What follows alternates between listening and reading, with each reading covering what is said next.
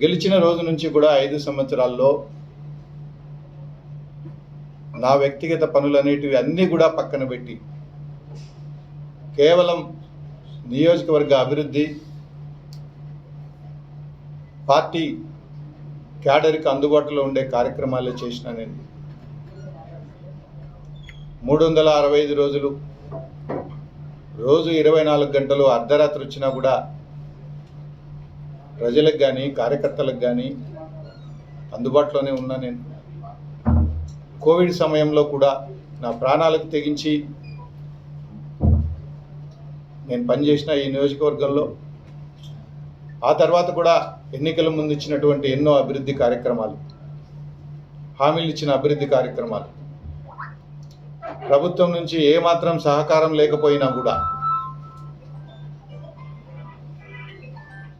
ప్రభుత్వం బిల్లులు ఇవ్వకపోవడం వల్ల ఏ ఒక్కరూ పనులు చేయడానికి ముందుకు రానటువంటి పరిస్థితుల్లో కూడా చెప్పిన మాటకు కట్టుబడి దాదాపుగా 120-130 గ్రామాలకి ఈరోజు రోడ్లు వేయగలిగినాం.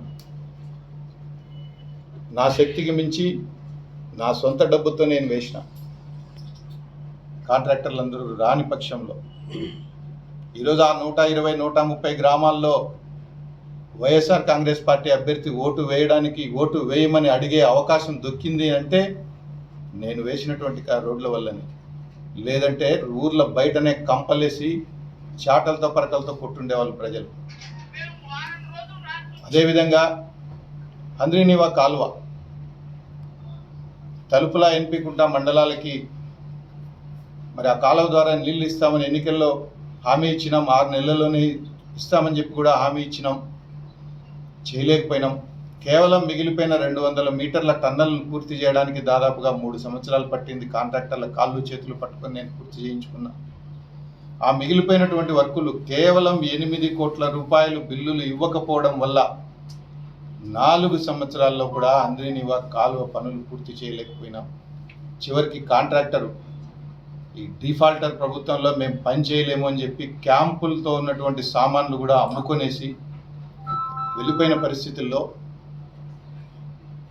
మరి రాబోయే ఎన్నికల్లో వైఎస్ఆర్ కాంగ్రెస్ పార్టీ తరఫున ఫ్యాన్ గుర్తుకు ఓటేయమని ఆ 2 మండలాల్లో ఓటు అడగడానికి పోతే మొహం మీద ఉమ్మేస్తారనే భయంతో